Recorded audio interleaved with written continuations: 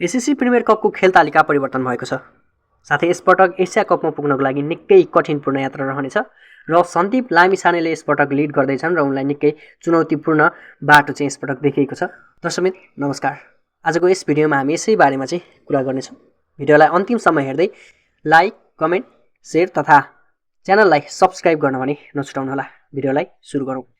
SSC premier कपको खेल तालिका परिवर्तन भएको छ। सार्वजनिक तालिकामा चाहिँ नेपालले यसअघि साउदी अरेबियासँग पहिलो खेल खेल्ने तय भएको थियो, तर अब भने बहराइनसँग खेल्नेछ र नेपालले 1 सेप्टेम्बरबाट सुरु गर्ने खेलहरू चाहिँ यसपटक चेन्ज भएर 31 अगस्तबाट चाहिँ सुरु रहनेछन्। नेपालले अगस्त 31 मा बहराइन विरुद्ध प्रतियोगिताको सुरुवात गर्ने भएको छ। सुरुमै फिक्सरको कुरा गर्नुपर्दा चाहिँ 31 अगस्तमा नेपालले खेल्नेछ बहराइनसँग, 3 सेप्टेम्बरमा मलेसियासँग, 6 सेप्टेम्बरमा साउदी अरेबियासँग र 8 सेप्टेम्बरमा हङकङसँग खेल्ने भएको छ। माथिको दुईवटा खेलहरू युएसटी युकेएम ओभलमा खेलिने छ भने तलका दुईवटा खेलहरू चाहिँ बैमास ओभलमा खेलिने भएको छ। यसरी परिवर्तन भएको खेल तालिकामा चाहिँ नेपालले 31 अगस्तबाट नै खेलहरू सुरु गर्ने भएको छ। त्यस्तै उक्त खेलहरू चाहिँ अगस्त 30 देखि सुरु भएर 12 सेप्टेम्बरसम्म चल्ने भएका छन्। खेलको नकआउट चरण भने 10 र 12 सेप्टेम्बरमा रहनेछन्। सेमिफाइनल 1 र 2 10 सेप्टेम्बरमा रहनेछ भने 12 सेप्टेम्बरमा थर्ड प्लेस र फाइनलको लागि रहनेछ। यसपटक एसिया कपमा पुग्नको लागि निकै चुनौती रहनेछ, किनभने यसपटक केवल च्याम्पियन मात्रै एसिया कपमा प्रवेश गर्नेछ। त्यसैले नेपाललाई यो पटक एसिया कप पुग्ने र यो पटक सन्दीप लामिछानेले चाहिँ एसिया कपमा पुर्याउँछन् कि पुर्याउँदैनन् त्यो भने एउटा चुनौतीको विषय रहनेछ, किनभने यसअगाडि रोहित पौडेलले कप्तानी सम्हालेसँगै उनले चाहिँ 2023 मा पहिलो पटक एसिया कपमा चाहिँ छनौट भएको थियो नेपाल।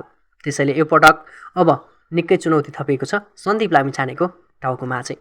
अब यसरी कुरा गर्ने हो भने यसपटक स्क्वाडमा निकै परिवर्तन गरिएको छ, जसमा चाहिँ कुशल भुटेल, भीम सार्की, नन्दन यादव, आरिफ शेख, सुम्पाल कामी, विनोद भण्डारी जस्ता प्लेयरहरूलाई यसपटक टिमबाट बाहिर राखिएको छ। नन्दन भने इन्जर्ड भएको कारण टिममा परेका छैनन् भन्ने एउटा कुरा आइरहेको छ भने टिमभित्र चाहिँ देव खनाल, शेर मल्ल, सन्दीप जोरा र बसिर अहमदलाई लिएको छ। स्क्वाडलाई हेर्ने हो भने सन्दीप लामिछाने कप्तान रहेका छन्। आसिफ शेख, अर्जुन कुमार, रोहित पौडेल, देव खनाल, दिपेन सिंह ऐरी, सन्दीप जोरा, बसिर अहमद, इशान पाण्डे, गुलसन झा, शेर मल्ल, ललित राजवंशी, करण केसी र हेमन्त धामी रहेका छन्। यसरी 14 जनाको एउटा स्क्वाड तयार पारिएको छ। हुनसक्छ यसमा अर्को कुनै एकजना प्लेयर चाहिँ ल्याइयोस्। यसरी चाहिँ नेपाल क्रिकेट टिमलाई यो पटक सन्दीपले लिड गर्नेछन् र यसपटक एसिया कपमा पुर्याउनै पर्ने उनलाई दबाब रहनेछ, किनभने उनले कप्तानमा आफ्नो कप्तानी चाहिँ निकै अब्बल छ भनेर देखाउन जरुरी छ। नै भने यसपटक कप्तानी चेन्ज गरेको अलिकति कठिनाइ रहन सक्छ सन्दीप लामिछानेको लागि। यस्तै यस्तै क्रिकेट सम्बन्धी जानकारीको लागि च्यानलमा जोड्न नछुटाउनुहोला र तपाईँलाई भिडियो कस्तो लाग्यो आफ्नो राय पनि प्रस्तुत गर्नुहोला। खैर, भिडियोलाई अन्त्य गरौँ। धन्यवाद।